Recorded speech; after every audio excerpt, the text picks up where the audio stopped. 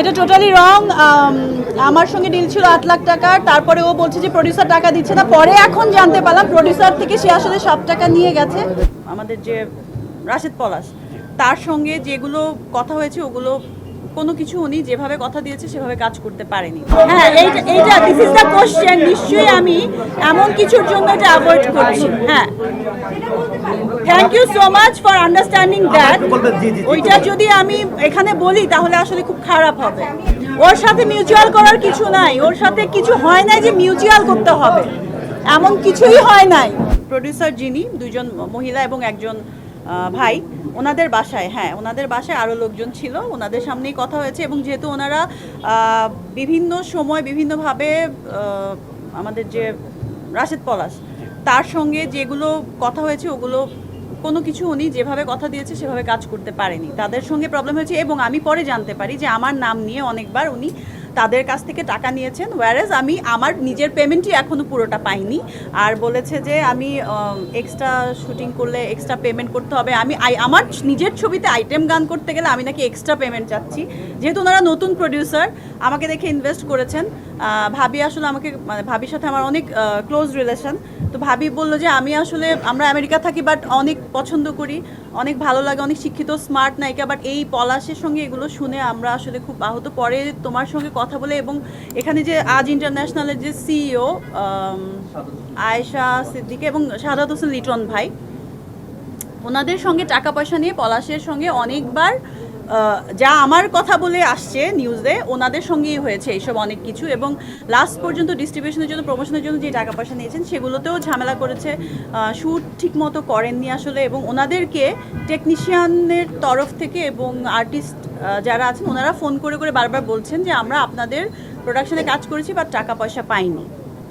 আমার রাশেদ পলাশ অবশ্যই আমার বন্ধু না, সে আমার একটা ছবির ডিরেক্টর। এবং আমার মনে হয় যে আমার একটু জেনে শুনে এই ছবিটা সাইন করা উচিত ছিল, যে সে আসলে কিভাবে আমাকে প্রডিউসারের সামনে প্রেজেন্ট করছে যে উনি ছবিটা করছে, উনিই পুরো দায়িত্বটা নিচ্ছে, এরকম কিন্তু কোনো বিষয় ছিল না। এবং আমি শুনতে পেরেছি পরে প্রডিউসারের যে প্রোডাকশন ম্যানেজার ছিল তাকে সে বাদ দিয়ে নিজের প্রোডাকশন ম্যানেজার রেখেছে। এটা নিয়েও তাদের মধ্যে দ্বন্দ্ব ছিল।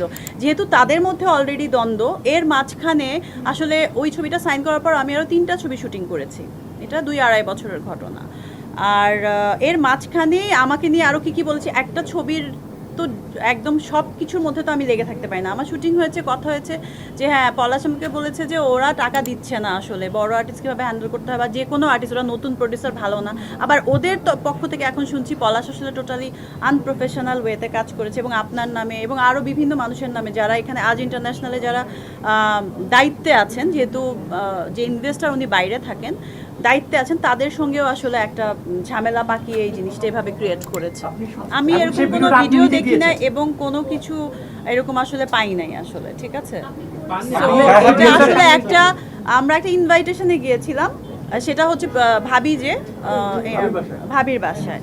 তো ওইখানেই আসলে ওরা ওকে জেরা করছিল যে এরকম কেন হলো, ডিস্ট্রিবিউশনের জন্য তুমি দায়িত্ব নিলা, আমাদেরকে দিলা না, লিটন ভাই এত পুরনো মানুষ ফিল্মের, ওনাকেও তুমি অ্যাভয়েড করে গেলা, কেন এইসব করলা, সব কিছু এরকম কথা কাটাকাটির মাঝখানেই একটা বিষয় হয়েছে। আসলে এমন কিছু হয় নাই যেটা নিয়ে আমি তো বলিনি, এখনো বলেছি আমি যে আপু আপনি এরকম একটা পরিচালকের সঙ্গে কেন কাজ করেছেন, আপনি তো অনেক ভালো ভালো ছবি করেছেন, এত গ্যাপ দিয়ে আপনি কাজ করেন ভালো কাজ করার জন্য, আপনি কেন এই কাজ করেছেন, এই ছবির কোনো গল্প নেই, আগা মাথা নাই, কিছু নাই।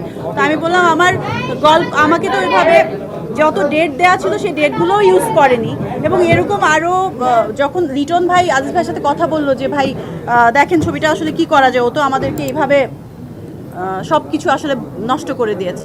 আজিজ ভাই বললো যে এটা আপনাদের আগে আসলে দেখা উচিত ছিল, আসলে সব কিছু এভাবে উল্টাপাল্টা সব করে ফেলেছে। তো আমার শুটিং ডেট নিয়েও শুটিং করেনি ঠিক মতো। তারপর আইটেম গান যেটা আমার করার কথা ছিল সেটাও আমি শুনেছি, আমি এটা প্রডিউসারের পক্ষ থেকে শুনেছি, নতুন যে মেয়েটাকে নিয়েছে তার থেকে টাকা নিয়ে কাজ করেছে।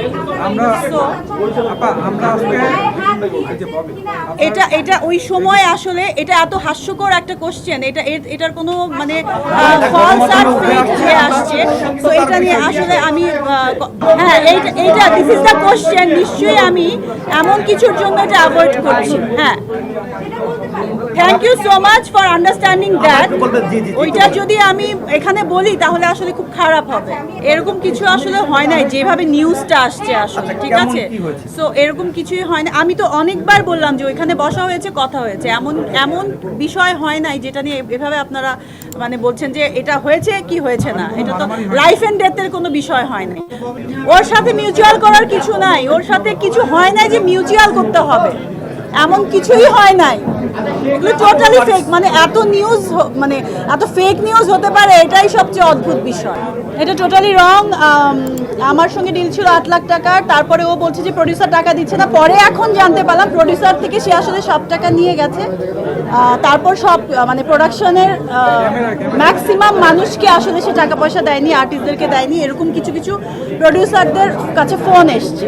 তো এটাই আমাকে, যেহেতু প্রডিউসার ওরকম কাউকে এখানে চিনেন না, একটু কম চিনেন, জানেন, তো বলছি এরকম কেন হচ্ছে।